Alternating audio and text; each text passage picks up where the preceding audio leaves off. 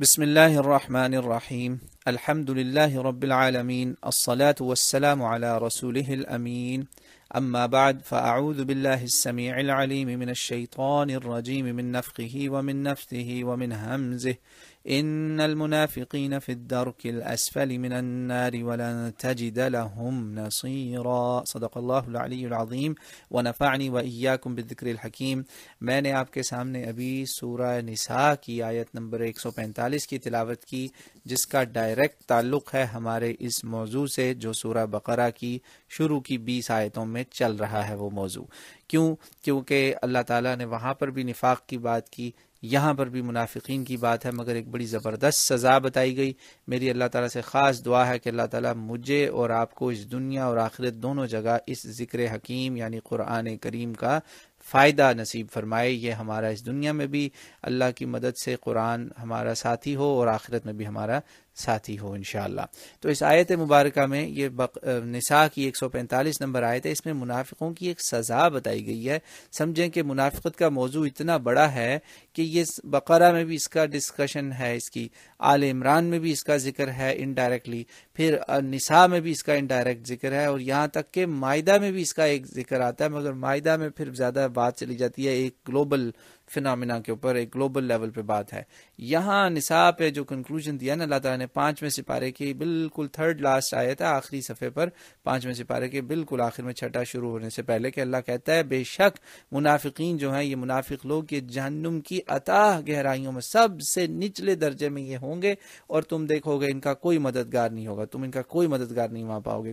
کیونکہ دنیا میں منافقوں کے ساتھ بہت لوگ ہوتے ہیں، مومنی اکثر اکیلے ہوتے ہیں، وہی بیچارے مشکلوں میں ہوتے ہیں، مصیبتیں ان پر آتی ہیں، آزمائشیں بھی آتی ہیں، تو لوگ سمجھتے ہیں کہ مومن جو ہیں وہ ناکام ہو گئے، اور یہ ایسے جو ہیں جو تھالی کے بینگن ہیں یہ ہر جگہ کامیاب ہیں۔ اللہ تعالیٰ مجھے آپ کو ہر طرح کے نفاق سے محفوظ رکھے۔ اب سوچنے کی بات یہ ہے کہ یہ جو منافقت کا موضوع ہے، اس کا آپ اندازہ کریں کہ اس کا تعلق کیوں اس کو اللہ تعالیٰ نے سورہ بقرہ میں ہی شروع میں ہی بیان کر دیا۔ وہ اس لیے بیان ہوا، اور اس کی سزا بھی قرآن پاک میں بتا دی گئی، وہ اس لیے کہ ہم دیکھیں، آپ غور کریں کہ اللہ تعالیٰ نے ہمیں سورہ فاتحہ میں سکھایا کہ ہم اس سے ہدایت کے راستے پہ چلتا رہنے کی دعا مانگیں۔ ہم وہ دعا مانگتے ہیں، اسی دعا کا فوراً اللہ ہمیں جواب دے دیتا ہے، دعا قبول ہو جاتی ہے۔ اللہ کہتا ہے بالکل تم ہدایت پہ چلو گے، کیسے چلو گے؟ وہ یہ راستہ ہے، ان لوگوں کا راستہ ہے، یہ مومن ہے، اور جس سے تم نے بچنا ہے وہ یہ لوگ ہیں۔ کافروں کا راستہ بھی بتا دیا، اور نوٹ کریں کہ صرف مومنوں کے بعد 5 آیتیں ہیں، کافروں کی صرف 2 یا 3 آیتیں ہیں، اور اس کے بعد ساری کی ساری آیتیں جو ہیں تقریباً 1.5 صفحہ منافقت پہ ہی چل رہا ہے۔ اور کس منافقت کی بات ہو رہی ہے؟ وہ منافقت جو عقیدے کی منافقت ہے، یعنی کہ بلیف سسٹم کی جو منافقت ہے نا، یہ اتنی خطرناک ہے پھر کہ اس کا اعمال جو ہیں اس میں بھی اظہار خود بخود ہوتا جائے گا، مینیفیسٹیشن ہو جائے گی۔ تو اللہ تعالیٰ نے یہ ایک ایسا کینسر ہے کہ آپ دیکھیں اس پہ بڑی توجہ دی گئی ہے، کہ مسلمانوں کو وارننگ دی گئی کہ یہ تمہاری تباہی، تمہارا ڈاؤن فال، تمہاری مصیبتیں اکثر اس کے ساتھ جڑی ہوں گی، تو اس کا علاج کر لو۔ انڈیویجول بھی کرے، کولیکٹیولی بھی لوگ کریں۔ تو اب اس میں اللہ تعالیٰ نے ہمیں اشارتاً باتیں تو بالکل اس میں واضح ہیں عقیدے کا نفاق، مگر چونکہ میں نے آپ سے ایک وعدہ کیا تھا کہ میں اب آپ کو ایک خلاصہ دوں گا جس میں ہم یہ نفاق جو ہے اس کی ساری قسمیں، ٹائپس آف ہپوکریسی جو ہے وہ سمجھ لیں، تاکہ ہم اس میں سے کسی کا بھی شکار نہ ہوں۔ تو یعنی کوئی بھی ہمارے یہ مرض ہے نا، ڈیزیز ہے، تو آپ کو اگر پتہ ہو جائے کہ یہ کینسر ان چیزوں سے ہوتا ہے یا ان چیزوں سے کینسر سے علاج ہو سکتا ہے، تو ہم اس کا علاج کیوں نہ کریں۔ تو انشاءاللہ اس بیانیے میں آپ کو جو میں یہ نفاق کی قسمیں بتاؤں گا، ہپوکریسی کس قسم کی عقیدے کی ہے، اور انشاءاللہ اعمال کی بھی اس میں آ جائے گی، اس میں آپ نے بس اب یہ توجہ رکھنی ہے، یہ خیال رکھنا ہے کہ میں ان چیزوں سے دور رہوں، بالکل اس صحابی رسول کی طرح کہ جس کو جب رسول اللہ صلی اللہ علیہ وسلم نے ایک بتائی بات کہ فلاں میری شخصیت سے تم اگر بغض رکھو گے تو تم منافق ہوگے، اور محبت کرو گے تو مومن، تو اس نے کہا کہ پھر اس دن کے بعد مجھے اس سے زیادہ محبت کسی اور سے نہیں ہوئی، کسی رسول اللہ کے اور صحابہ میں اتنی محبت مجھے کسی سے نہیں تھی جتنی کہ ان سے تھی۔ اب میں وہ اشارہ کر رہا ہوں، اب آگے بات آئے گی۔ تو اب دیکھیں، اس کا آپ کو میں ایک ریفرنس بھی دیتا ہوں۔ ویسے تو قرآن پاک سے یہ سب آپ نکال سکتے ہیں جو میں آپ کو بتانے لگا ہوں، عقیدے کے نفاق کی قسمیں ساری قرآن میں موجود ہیں، ٹوٹل 7 قسمیں بتانے لگا ہوں عقیدے کے نفاق کی، جس میں سے سمجھیں کہ 5 جو ہیں وہ بالکل واضح ہیں قرآن میں، 6 اور 7ویں انڈائریکٹلی ہیں، ڈائریکٹ قرآن میں آپ کو نہیں ملیں گی، وہ رسول اللہ صلی اللہ علیہ وسلم کی احادیث مبارکہ میں، آپ کے کلام میں آپ کا جو بیان ہے سنت رسولہ، اس سے آپ کو انفارمیشن اس کی ملے گی۔ اس کا اس لیے میں اب آپ کو ایک ریفرنس دینے لگا ہوں کہ اس قرۂ ارض پہ قرآن کے بعد سب سے زیادہ اوتھینٹک جو کتابیں ہیں نا حدیث کی، ان میں بخاری اور مسلم ٹاپ رینکنگ میں آتی ہیں، اور ان میں جو حدیثیں بالکل کامن آ جاتی ہیں، جسے کامن فیکٹر بھی کہتے ہیں آپ میتھمیٹکس میں، کامن فیکٹر جب آ جائے تو ان کو علماء اسلام نے بالاتفاق ایگری کیا کہ یہ جو ہے صحیح ہیں، ان کی آپ کو ضعیف اور کمزوری کی ٹینشن لینے کی ضرورت نہیں ہے۔ تو اس کی ایک کتاب بھی بہت ایک اچھی کتاب ہے، بہت علماء نے اس پہ کام کیا متفق علیہ احادیث کے اوپر، مگر جو کتاب مشہور ہے نا امت میں وہ ہے پیرلز اینڈ کورلز، اللؤلؤ والمرجان فیما اتفق علیہ الشیخان، یعنی بخاری اور مسلم نے جس پہ اتفاق کیا وہ والے موتی جواہرات آپ کے لیے اکٹھے کر دیے گئے۔ اس میں کتاب الایمان، دا بک آف ایمان میں hypocrisy and its various manifestations, یہ دارالسلام کا جو پرنٹ ہے نا، اس میں یہ 23واں باب ہے، اس میں انہوں نے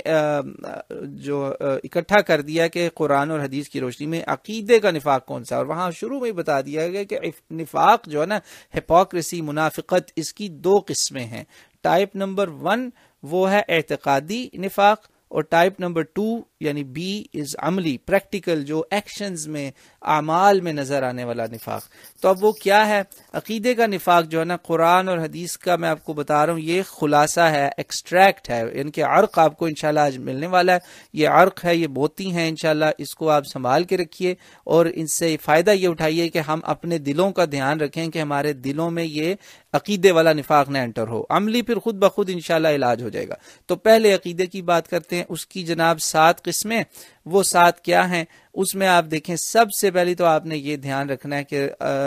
رسول اللہ صلی اللہ علیہ وسلم کی اگر آپ تکذیب کرتے ہیں نا دل میں، تو دل میں اگر آپ نے تکذیب کی تو بندہ منافق ہو جائے گا، ٹھیک ہے؟ یعنی کہ رسول اللہ صلی اللہ علیہ وسلم کے بغض، وہ تکذیب الرسول اسے کہا جاتا ہے، ٹھیک ہے؟ اس کتاب میں جو عربی میں جس طرح لکھا ہوا ہے نا، تکذیب الرسول، یعنی رسول اللہ کی باتوں کا انکار، مکمل کلی انکار، مکمل ایمانی دھوکہ، جس کا شروع میں ہوا اللہ تعالیٰ نے کہا نا یہ دھوکہ دیتے ہیں، یہ بقرہ میں جس کا ذکر ہوا یہ وہی ہے۔ دوسرا ہے تکذیب بعض ما جاء بہ الرسول، کہ کچھ رسول اللہ کی باتوں کا انکار کرنا دل میں، کہ دل میں ایک آ جانا کہ یار یہ جو باتیں ہیں نا میں ان کو نہیں مانتا، ٹھیک ہے؟ فلاں چیزیں، مثلا کوئی کہہ دیتا ہے کہ میں جو ہے نا حج کو نہیں مانتا، مگر وہ منہ سے اعلان نہیں کر رہا، مگر وہ دل میں اس کا انکار ہے، ختم، ٹھیک ہے جی؟ تیسری قسم جو ہے وہ رسول اللہ صلی اللہ علیہ وسلم کے ذات مبارکہ سے بغض رکھنا، جی ہاں، نفرت، آپ کی ذات میں، آپ کی ذات کے کسی بھی حصے سے، آپ کے کسی بھی کام سے، آپ کی پرسنالٹی سے بغض رکھنا جو ہے نا، اور اس کی سمجھیں چوتھی قسم اسی کا حصہ ہے، وہ ہے کہ آپ صلی اللہ علیہ وسلم کے اعمال، احکام، ان کی کسی چیز پر بغض رکھنا، نفرت رکھنا، کہ یہ فلاں جو حکم ہے نا رسول صلی اللہ علیہ وسلم کا یہ بڑا ہی گھٹیا ہے، نعوذ باللہ، یہ دل میں، یہ سارے دل کی باتیں ہو رہی ہیں، زبان پہ تو کوئی نہیں لائے گا نا، زبان پہ لائے گا تو وہ تو ظاہری بات ہے اس کو تو سارے مسلمان خود ہی تھو تھو کریں گے، اللہ ہمیں اس سے محفوظ رکھے۔ اچھا، 5ویں چیز جو ہے نا کہ وہ ہے جی مسلمانوں کی اگر ذلت ہوتی ہے یا دین کی، اسلام کی کوئی ہیوملیشن ہوتی ہے تو اس پہ خوش ہونا، اور اسلام کی اگر مدد ہوتی ہے، فتح نصیب ہوتی ہے تو اس پہ غمناک ہونا کہ یہ کیوں فتح ملی، مسلمانوں کی مدد کیوں آئی۔ تو اسلام کی یا مسلمانوں کی خوشی اور غمی پہ اپوزٹ ری ایکشنز دل میں لانا، اپوزٹ باتیں دل میں رکھنا، تو یہ مسرت اور کراہت دونوں چیزیں جو ہے نا پکی منافقت کے، یہ عقیدے کی منافقت، یعنی کہ اس کا مطلب اس کا بندے کا عقیدہ اس کا خراب تباہ ہو چکا ہے، اس کو یہی نہیں پتا کہ میری ولایت کس سے ہے اور کس سے ولایت میری نہیں ہے۔ اور اس کا سورہ نساء میں بھی اللہ تعالیٰ نے اعلان کیا ہے کہ مومنوں بچو تم دوسروں سے ولایت نہ رکھو، آپس میں اپنی ولایت پہلے رکھو، اچھا سلوک سب کے ساتھ کرو، لیکن جو ولایت ہے وہ آپ کی جو الیجینس ہے وہ اللہ رسول کے ساتھ ہے، دین کے ساتھ ہے، لہٰذا دین کی فتح پہ آپ کو خوش ہونا چاہیے، اور دین کا اگر نقصان ہے تو اس پہ آپ کو اداس ہونا چاہیے، جو صحیح مومن ہوتا ہے۔ جو اس کا اپوزٹ ہے وہ پکا عقیدے کا منافق ہے۔ اب چھٹی اور ساتویں وہ چیزیں ہیں، میں نے آپ کو 5 بتا دی ہیں، چھٹی اور ساتویں وہ ہیں جو ڈائریکٹ قرآن میں نہیں ہے مگر انڈائریکٹلی مطلب ان کا نکلتا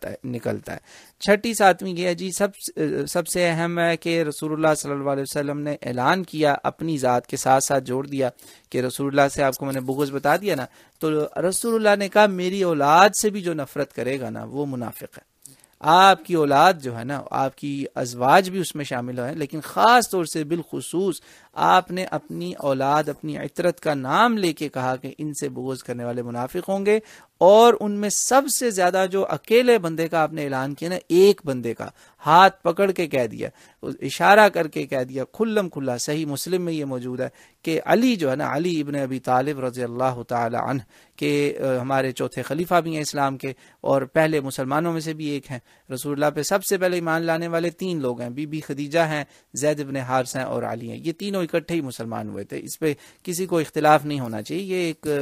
فیکٹ ہے، اٹس اے فیکٹ، سیرت کا، ہسٹری کا، تاریخ کا، حدیثوں کا، سب جگہ یہ موجود آپ کو ملے گی اس کے ریفرنسز، ٹھیک ہے۔ تو آپ نے کہا اس سے جو محبت کرے گا وہ مومن ہے، اور جو نفرت کرے گا وہ منافق ہے، اور اس پر صحابہ کرام کہتے تھے کہ ہم اپنے دور میں منافق کو پہچانتے تھے بغض علی اور حب علی سے۔ اندازہ کریں، جو رسول اللہ کے بعد رسول اللہ کے سمجھے قریبی گھر والوں میں علی رضی اللہ تعالیٰ عنہ کا ایک بہت بڑا مقام ہے، اور اس کے بعد حسن، حسین،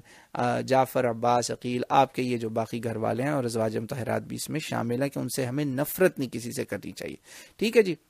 سب سے ان سے محبت کریں۔ 7واں گروہ جو ہے نا، صحابہ کرام کا ایک خاص گروہ ہے، ایک خاص جماعت ہے، تمام صحابہ نہیں ہیں۔ بہت سارے مولوی حضرات کہتے ہیں سارے صحابہ، نہیں، صحابہ میں جو انصار ہیں نا، رسول اللہ کا ساتھ دینے والے، جنہوں نے اسلام کی خدمت کی، اسلام کے لیے ماریں کھائیں، جانیں دیں، ان کا ایک بہت بڑا مقام ہے،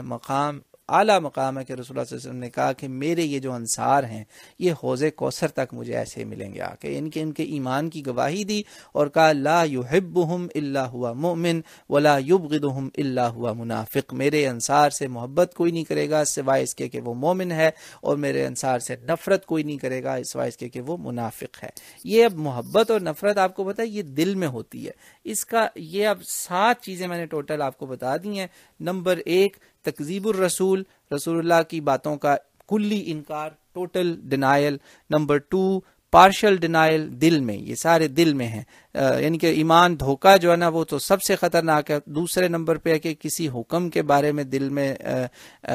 انکار۔ تیسرا ہے رسول اللہ صلی اللہ علیہ وسلم سے آپ کی ذات مبارکہ سے بغض، یعنی آپ سے محبت کی بجائے نفرت ہونا دل میں، نعوذ باللہ، یا آپ کے کسی کام سے یا آپ کے کسی عمل سے یا کسی ایکشن سے نفرت ہونا، جیسے کچھ بے وقوف ناعقل گدھے جو مسلمان ہیں ان کو رسول اللہ صلی اللہ علیہ وسلم کی شادیوں سے بڑی نفرت ہے، یہ وہ اپنی جو ہے نا خیر منائیں، وہ دل میں ان کو پتہ ہی نہیں کہ وہ منافق نہ ہو چکے ہوں۔ تو یہ ہے 5ویں نمبر پر ہے جی مسلمانوں کی خوشی اور غمی پر اپوزٹ ری ایکشن۔ مسلمانوں کی اگر خوشی ہے اس پہ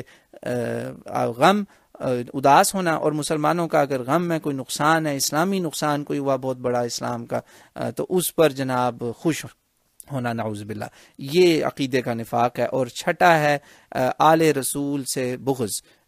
کسی قسم کی نفرت ان کی ذات سے کرنا، ان کے کاموں سے نفرت کرنا، بہت بڑا جرم ہے، یہ عقیدے کا جرم ہے، اور اس کی سزا آپ دیکھ لیں۔ اور 7واں ہے انصار، تو انصار سے بغض اور عداوت، یہ 7 قسم کے جو نفاق ہیں ان کی سزا بالکل واضح قرآن پاک میں موجود ہے۔ اللہ تعالیٰ نے صاف اعلان کر دیا ہے کہ یہ جہنم کی سب سے زیادہ گہرائیوں میں جائیں گے۔ افسوس کی بات تو یہ ہے کہ مسلمان جو ہیں عملی جو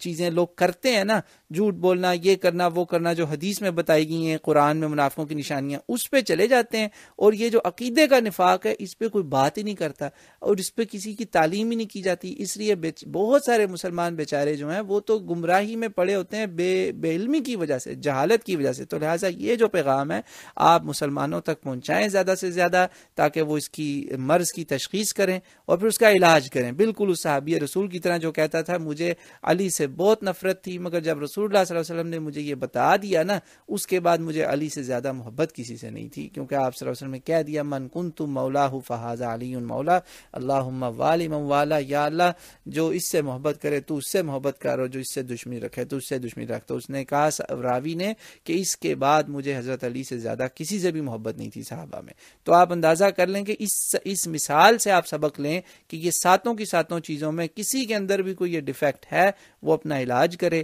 اور اس کا پھر اپوزٹ کر لے، تو انشاءاللہ وہ منافق کی بجائے مومن بن جائے گا، کیونکہ اللہ تعالیٰ نے 146 نمبر آیت میں سورہ نساء میں ایک امید بھی دلا دی ہے کہ توبہ کرنے والوں کے لیے انشاءاللہ تعالیٰ آپ کو وہ ضرور ملے گی اللہ کی طرف سے معافی، توبہ کا دروازہ کھلا ہے۔ اور اب باقی بات ہے جو اعمال کا نفاق ہے، وہ مختصراً میں آپ کو ایک سمرائز کر دیتا ہوں۔ قرآن پاک میں جی کہ وہ پریٹینشیس بیہیویئر، بہانے باز ہوتے ہیں، دھوکے بہت دیتے ہیں، شو آف، ریاکاری کرتے ہیں، نمازیں بہت تھوڑی پڑھتے ہیں، بس کبھی پڑھ لی کبھی نہ پڑھی، یا فجر اور عشاء ان سے بھاگتے ہیں۔ یہ 5 چیزیں، اسی طرح حدیثوں میں بھی یہی ہے کہ آل رسول کے خلاف زبان درازی کرتے ہیں، آل رسول سے نفرت کا اعلان کرتے ہیں۔ وہ جو تھا نا دل میں نفاق، وہ 6واں 7واں پوائنٹ، اب اس کا اعلان ہوتا ہے، ان کو لعنتیں کرتے ہیں، ان کے اوپر گالیاں دیتے ہیں آل رسول سے۔ ایسے لوگ اب نعوذ باللہ اب آ گئے ہیں، اللہ ان کے شر سے ہمیں بچائے، دھوکے بازی کرتے ہیں، جھوٹ بہت بولتے ہیں، جان بوجھ کے وعدے توڑتے ہیں اور نمازیں اپنی چھوڑتے ہیں، جمعے چھوڑ دیتے ہیں۔ جمعے کا تو صاف حکم ہے کہ جس نے 3 جمعے چھوڑے اس پہ مہر لگ جائے گی مسلسل، بلا عذر، وداؤٹ ایکسکیوز۔ اور گالی بہت زیادہ دیتے ہیں، بہت زیادہ ایکسیسو گندی لینگویج استعمال کرتے ہیں۔ تو یہ ہیں جناب قرآن اور احادیث، صحیح ترین احادیث کی روشنی میں کسی کمزور روایت کی طرف نہیں گیا، بالکل آپ کے سامنے ہیرے موتی انشاءاللہ رکھیں کہ عقیدے کا نفاق کیا ہے اور اعمال میں نفاق کیا ہے، اور اعمال کا میں نے فوکس کم کیا ہے تاکہ آپ عقیدے پہ زیادہ زور دیں، اعمال کا انشاءاللہ خود بخود ٹھیک ہوتا جائے گا۔ یاد رکھیے اگر اعمال کے نفاق کی جو میں نے آپ کو 5 قرآن سے اور 5 حدیث سے باتیں بتائی ہیں، اگر یہ سب کی سب کسی میں آ گئیں تو وہ پکا پورا منافق ہے، ورنہ اگر کم ہے تو اس میں ہپوکریسی ہے، یعنی نفاق کا کچھ حصہ پایا جاتا ہے، مکمل منافق وہ نہیں ہے۔ اللہ تعالیٰ بہرحال مجھے اور آپ کو ہر طرح کے نفاق، ہر طرح کی ہپوکریسی، چاہے وہ پارشل ہے، چاہے وہ کمپلیٹ ہے، عقیدے کا ہے، چاہے وہ اعمال کا ہے، سب سے محفوظ رکھے، دین اور ایمان کی حفاظت فرمائے، اور اپنی کتاب اور رسول اللہ کی سنت پر صحیح طریقے سے، ایسے طریقے سے کہ اللہ اس سے راضی ہو، عمل کرنے کی توفیق عطا فرمائے، اور اللہ مجھے اور آپ کو مومنین اور متقین میں شامل کرے۔ اللہم اجعلنا من المومنین وجعلنا من المتقین، اللہم آت نفوسنا تقواها وزکها وانت خیر من زکاها، اللہم طہر قلوبنا من النفاق واعمالنا من الریاء والسنتنا من الكذب واعیننا من الخیانة انک تعلم خائنة الاعین وما تخفی الصدور، واللہ اعلم۔